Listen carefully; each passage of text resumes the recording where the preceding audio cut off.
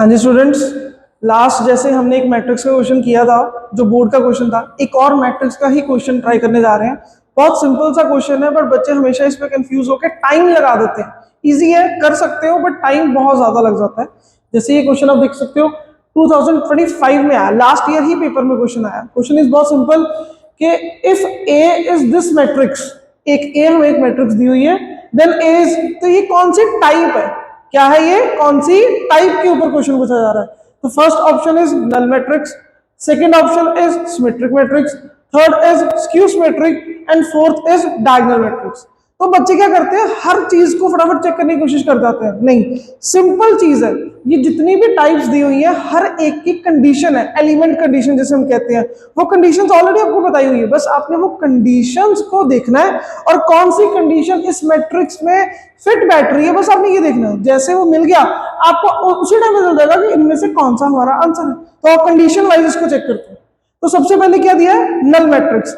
अब null matrix की condition क्या होती है, हमें पता है, उसमें सारे एलिमेंट्स, क्या चीज, सारे के सारे एलिमेंट्स जीरो होते हैं। कोई भी आईजे आ जाए, कोई भी आईजे आ जाए, उससे कोई फर्क नहीं पड़ता, सारे एलिमेंट्स क्या होते हैं, जीरो। क्या इसमें सारे जीरो है, नहीं, तो मतलब ये आंसर नहीं है।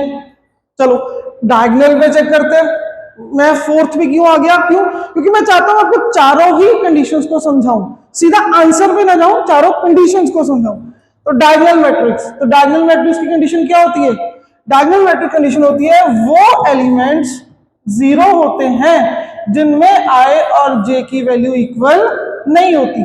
मतलब इन्हें कौन से एलिमेंट्स बोला जाता है,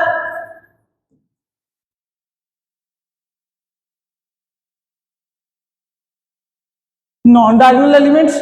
तो नॉन डायगोनल एलिमेंट्स जीरो होने चाहिए, मतलब आई जे इक्वल नहीं है, मतलब A of 1 2, A of 1 3, A of 2 1 and so on, ये सारे क्या होने चाहिए, जीरो होने चाहिए। क्या ये सारे जीरो हैं, नहीं। ये कितना एलिमेंट है, -3, ये जीरो नहीं है, दैट मीन्स डायगोनल मैट्रिक्स भी नहीं है। अब कौन सी ऑप्शंस बची, सिमेट्रिक एंड स्क्यू सिमेट्रिक। चलो सिमेट्रिक को चेक करते हैं। जैसे ही हम सिमेट्रिक को चेक करेंगे, सिमेट्रिक की कंडीशन क्या है, जो एलिमेंट आईजे पे आ रहा है, जो एलिमेंट ए ऑफ आई जे पे आ रहा है, उसकी वैल्यू हमेशा उसके जे आई से इक्वल होती है। किससे इक्वल होती है, जे आई से। मींस अगर कोई एलिमेंट 1 2 पे आ रहा है, तो वो हमेशा किसके इक्वल होता है, 2 1 के। तो चलो ये देखें, तो 1 2 पे कौन आ रहा है, -3, और 2 1 पे कौन आ रहा है, 3। तो क्या ये इक्वल है, नो, ये इक्वल नहीं है। तो मतलब सिमेट्रिक मैट्रिक्स भी क्या होगी, नहीं होगी। अब चारों हमें पता चल गया, चार में से तीन हमें पता चल गया कि जो नहीं है, तो ऑटोमेटिकली आंसर स्क्यू सिमेट्रिक ही होगा। पर चलो हम कंडीशन को जरूर चेक करते हैं। और जैसे ही हम स्क्यू सिमेट्रिक की कंडीशन को चेक करेंगे, तो क्या होती है उसकी condition, A of I J must be equal to minus of A of J आई।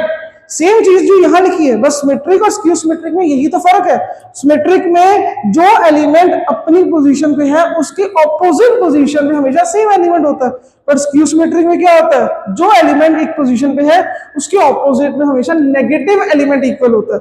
तो यहां देखो, ऑलरेडी हम देख चुके थे कि इस पोजीशन पे था -3 और इधर था 3, तो ये चीज मैच कर रही है। That means this is a skew symmetric matrix. एक चीज और, स्क्यू सिमेट्रिक में कंडीशन होती है डायगोनल एलिमेंट सारे जीरो होते हैं। यहाँ है सारे जीरो हैं, तो आप सोच सकते हो कि यार हमने पहले ही ये कंडीशन क्यों नहीं देखी कि डायगोनल जीरो है तो सीधा स्क्यू सिमेट्रिक कर दें। ऐसा नहीं है, सिमेट्रिक में भी डायगोनल जीरो हो सकते हैं, डायगोनल में भी डायगोनल जीरो हो सकते हैं। तो कंडीशंस को चेक करना बहुत जरूरी है। हम एक छोटी सी चीज को लेके क्वेश्चन का आंसर नहीं बना सकते, जिसके कारण हमेशा ऑलमोस्ट बच्चों का आंसर गलत हो जाता है। तो ये छोटी छोटी चीजों को याद रखना बहुत जरूरी है। इसके लिए हर एक टाइप की थ्योरी पढ़नी बहुत जरूरी है। तो होप सो आपको ये चीज समझ आई है। ठीक है, थैंक यू।